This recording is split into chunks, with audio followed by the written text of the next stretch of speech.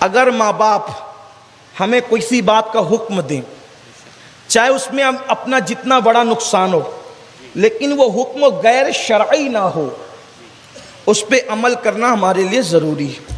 جیسے ماں باپ کہہ دے بیٹا تو نے حج فرض کر لیا ہے، اب تو نے نفل حج کے لیے نہیں جانا ہے، تو آپ کو حج کرنے میں جتنا ثواب ملنے والا تھا نفل، ماں کے کہنے پہ عمل کرنے میں اس سے زیادہ ثواب آپ کو رکنے میں ملے گا۔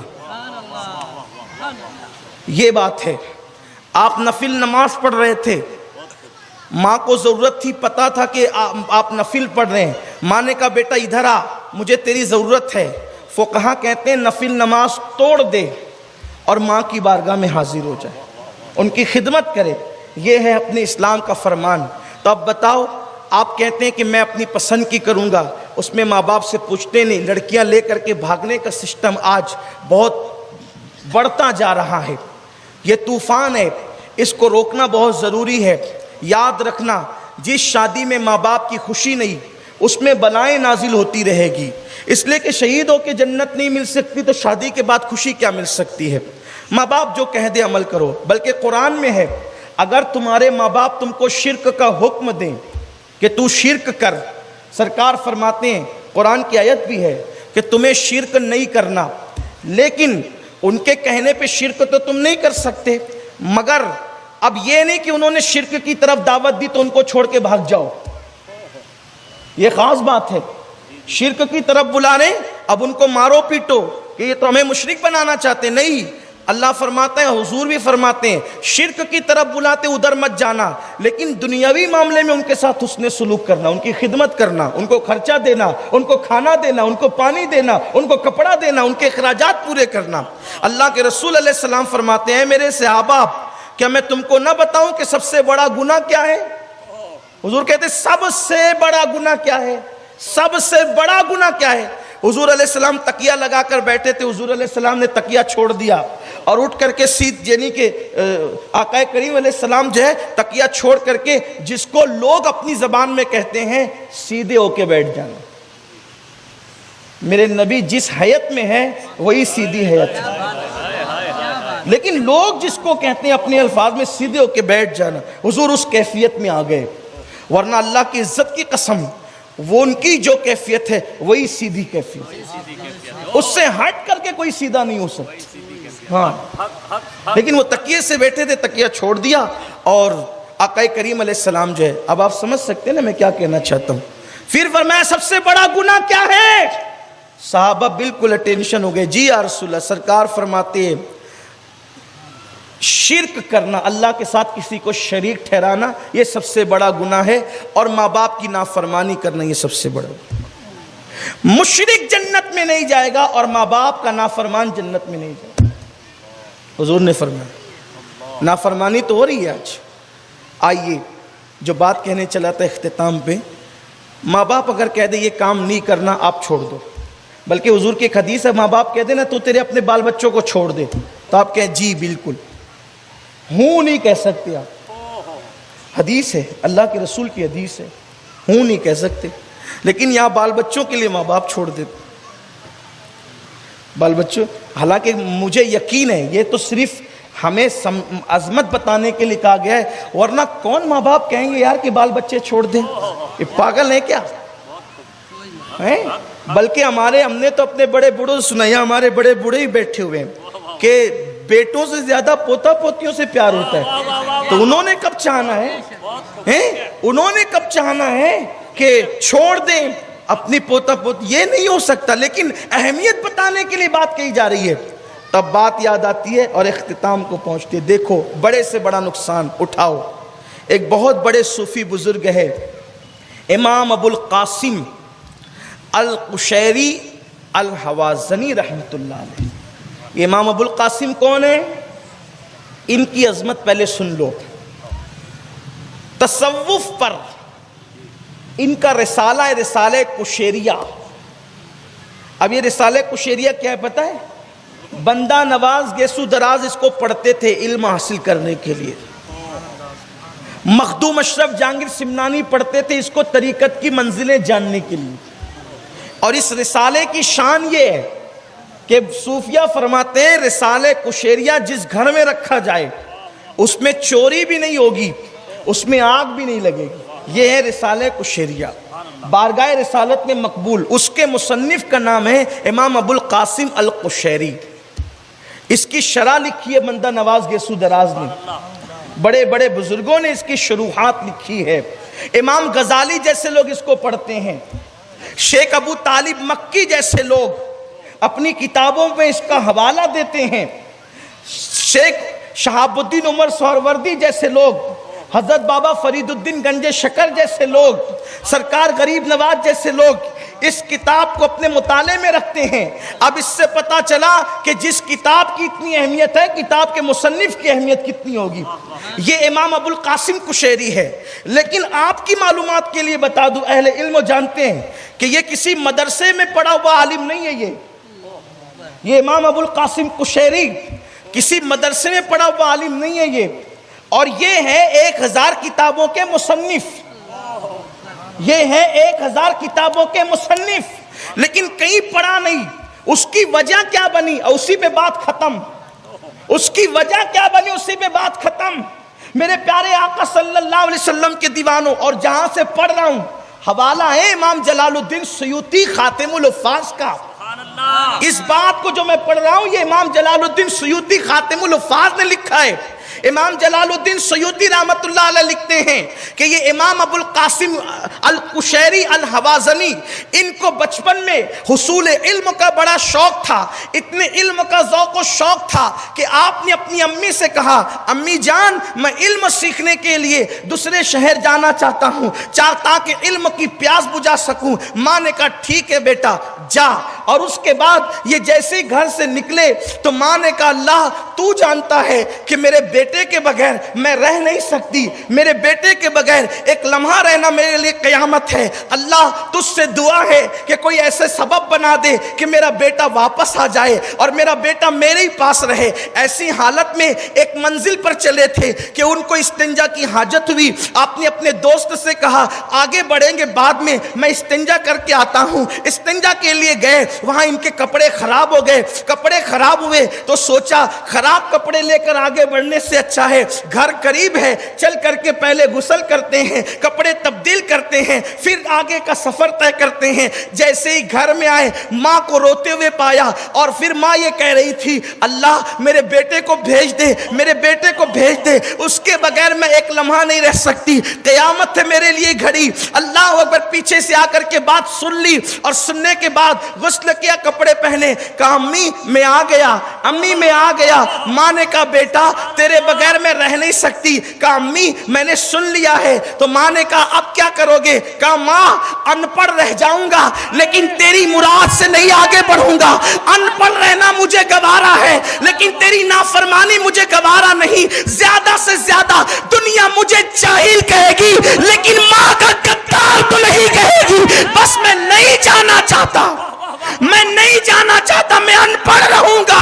بس ماں نے اللہ اکبر یہ سنا، ماں کی زبان سے نکلا بیٹا میرے قریب رہ کر تجھے خدا ان پڑھ نہ رکھے گا.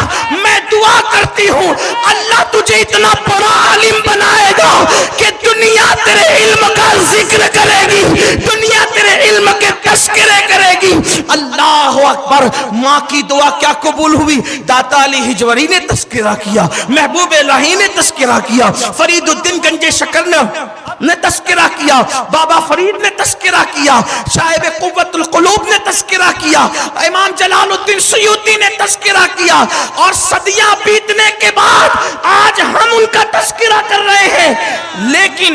لیکن ماں سے کہا نہ پڑھ رہنا ہے، تیری نافرمانی نہیں کرنا. میں اس ان پڑھ کو ماں کے وفاداری کے حوالے سے اس پڑھے لکھے پہ ترجیح دیتا ہوں. وہ پڑھا لکھا جو ماں کا ماں باپ کا غدار ہے، ان ہزاروں پڑھے لکھوں پر ماں کے ایک وفادار کو ترجیح دیتا ہوں. کیوں؟ اس کی وجہ یہ ہے کہ جب ماں نے کہا کہ میری دعا لینے والے خدا تجھے ان پڑھ نہ رکھے گا، اسی رات اللہ نے خضر کو بھیجا. خضر جا، وہ علم کی خاک چھاننے، علم کے لیے شہروں کی خاک چھاننے والے کے پاس، اب تو جا کر اس کو پڑھا.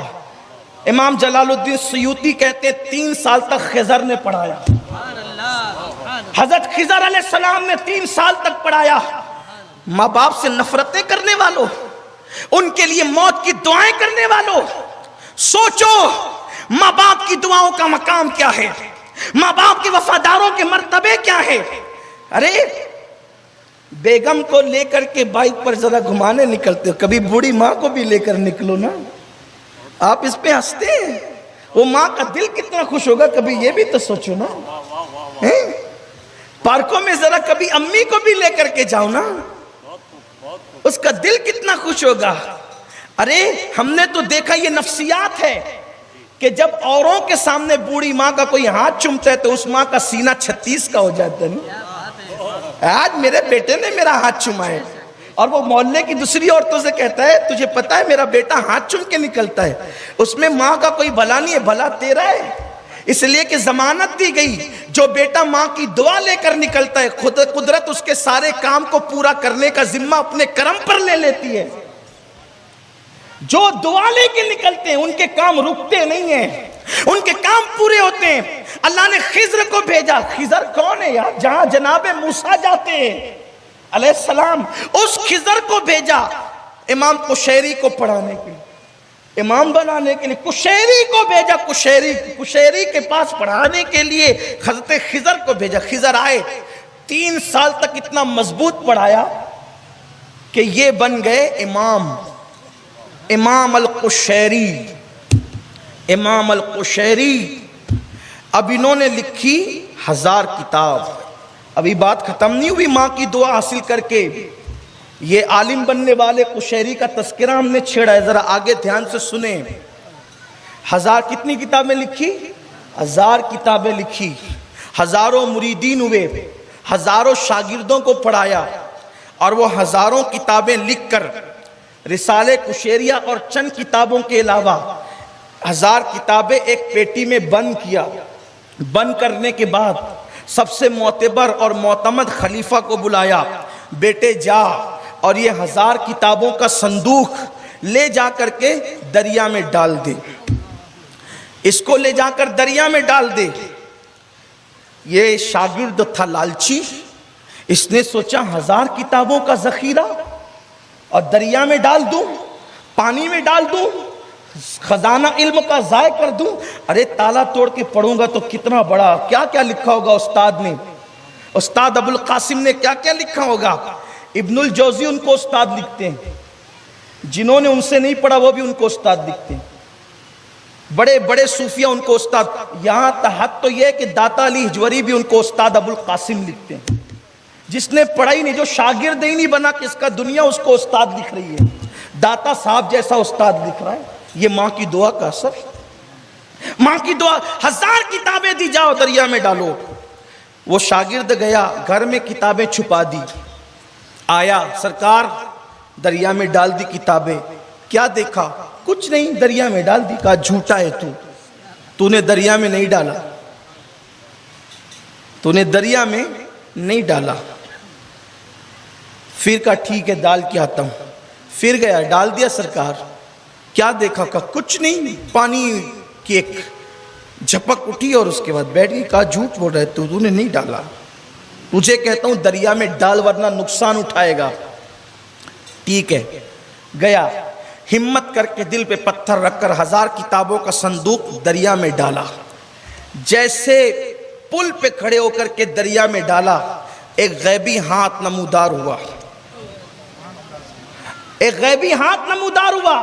اس نے صندوق پکڑا اور وہ ہاتھ دھیرے دھیرے دریا کے اندر چلا گیا. اس نے کہا اللہ کی عزت کی قسم دے کے پوچھتا ہوں بتا تو کون ہے؟ اس نے کہا ابو القاسم قشیری کی کتابوں کا محافظ ہوں. ابو القاسم قشیری کی کتابوں کا محافظ ہوں. دریا میں ڈال دی گئی کتاب. شاگرد آیا، آنے کے بعد کہنے لگا سرکار اتنی محنتوں سے کتابیں لکھی اور دریا میں ڈال دی. دریا میں ڈال دی. امام ابو القاسم قشیری کو اس نے کہا تو صحیح، آپ نے فرمایا ذرا اس سے پوچھتا نا جو محافظ تھا میری کتابوں کا، تو وہ کتابیں کب کام آئے گی، اس سے پوچھتا تو صحیح۔ شاگرد نے پوچھا، اللہ کی عزت کی قسم بتا، ابو القاسم قشیری کی کتابوں کے محافظ بتا، یہ کتابیں اب دریا میں گئی تو کام کب آئے گی؟ تو کہا سن، جس وقت قیامت کے قریب حضرت عیسیٰ علیہ السلام زمین پہ نزول کریں گے، تو چونکہ نزول عیسیٰ اس وقت ہوگا، پہلے زمین پر ساری اسلامی حکومتیں ختم ہو جائے گی، علماء کو شہید کر دیا جائے گا، کتابوں کو زمین دوز کر دیا جائے گا، کتابوں کو ختم کر دیا جائے گا، یعنی پہلے کفر کا ایک دور ہوگا، پھر اس کے بعد اسلام کا دور آئے گا۔ تو جب جناب عیسیٰ آئیں گے اور مسلمانوں کا غلبہ ہو جائے گا، تو اس وقت اب شریعت محمدی کیا ہے اس کو معلوم کرنے کے لیے لوگ کتابوں کی تلاش میں ہوں گے، لوگ کتابیں ڈھونڈیں گے، وہ جناب عیسیٰ سے کہیں گے عیسیٰ شریعت محمدی ہے کیا، تعلیم مصطفیٰ ہے کیا؟ ساری کتابیں تو اگلے لوگ جلا چکے، ساری کتابیں تو اگلے لوگ ختم کر چکے، اب ہم سیرت محمدی دیکھیں تو کون سی کتاب، شریعت محمدی دیکھیں تو کون سی کتاب؟ تو حضرت عیسیٰ اللہ سے کہیں گے مولا تیرے بندوں کو ہدایت اور رہنمائی کے لیے کتابیں چاہیے۔ اللہ فرمائے گا فلاں دریا پہ جاؤ اور 2 رکعت نفل نماز پڑھو اور دعا کرو، پھر ہمارا کرشمہ دیکھو۔ تو اس وقت اس دریا کے پاس جس میں ڈالی گئی ہے کتابیں، وہاں جناب عیسیٰ 2 رکعت نماز پڑھیں گے اور قوموں کی معلومات میں اضافے کے لیے حضرت عیسیٰ دعا کریں گے، پھر وہی ہاتھ باہر نمودار ہوگا اور وہ 1000 کتابوں کا صندوق نکلے گا، اور وہ صندوق نکلنے کے بعد اس وقت وہ امت محمدیہ کے کام آئے گی کتابیں۔ تو اس وقت جناب عیسیٰ کہیں گے حضرت عیسیٰ کہیں گے جبریل سے، جبریل ان کتابوں کا مصنف کون ہے؟ سبحان اللہ، سبحان اللہ، ان کتابوں کا مصنف کون ہے؟ تو جبریل کہیں گے ابو القاسم قشیری ان کتابوں کا مصنف ہے، جس کی کتابیں محفوظ کی گئی۔ تو جناب عیسیٰ کہیں گے مصنف تو بہت ہوئے، لیکن اس کی کتابیں ہی کیوں محفوظ رہی، اسی کی کتابیں کیوں محفوظ رہی؟ تو جبریل کہیں گے ماں کی خدمت کر کے ماں کو راضی کیا تھا، اس لیے اللہ نے اس کی کتابوں کو یہ مرتبے عطا فرمائے۔ سبحان اللہ، سبحان اللہ،